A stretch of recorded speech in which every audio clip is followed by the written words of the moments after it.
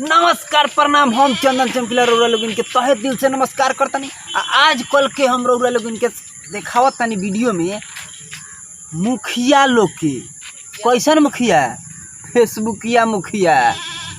Facebook पर एगो photo छोड़ देता लोग 100 गो लाइक मिल जाता, अपने आप के बड़का मुखिया समझता लोग। कहता लोग का हम ही अब कर जीतते बानी, हमरा के वोट दी ना। कोई आता करना हमारे को वोट दी, हम ही जीतता नहीं। ऐसा माने फेसबुकिया मुखिया के माने हम ना देख लेकिन देखी लोगन के यही वीडियो में हम देखावत नहीं कि फेसबुकिया मुखिया लोग माने का कहीं 20 रुपया पर बिका जाता लोग। देखी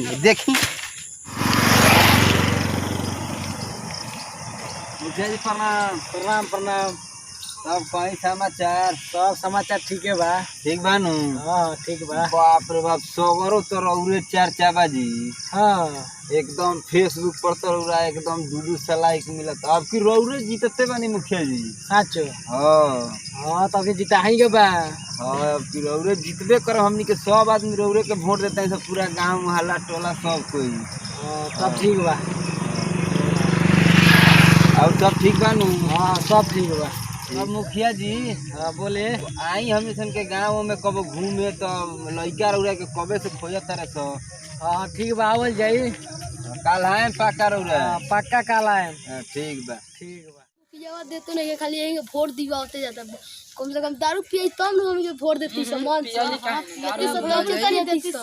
दारू तनी मुखिया पिए तो तब वोट दिया मंगनी वोट देता है। ट्रेन से और दिन से उतना दूर से लसरा थे पसरा थे। प्रणाम भाई। मुखिया जी आई आ गई नी। अब कितना लाउडा जीताते बानी? पक्का पक्का सब वोट दिया। सरकार में नाम से मुखिया जी जिंदाबाद जिंदाबाद जिंदाबाद जिंदाबाद जिंदाबाद जिंदाबाद मुखिया जी जिंदाबाद। चली भाटा पर का करे हो? भाटा पर 4 पना आटा पर वोट मंगाई। भाटा पर 20 रुपया। हां मुखिया जी 20 रुपया। चलो मुखिया जी जिंदाबाद।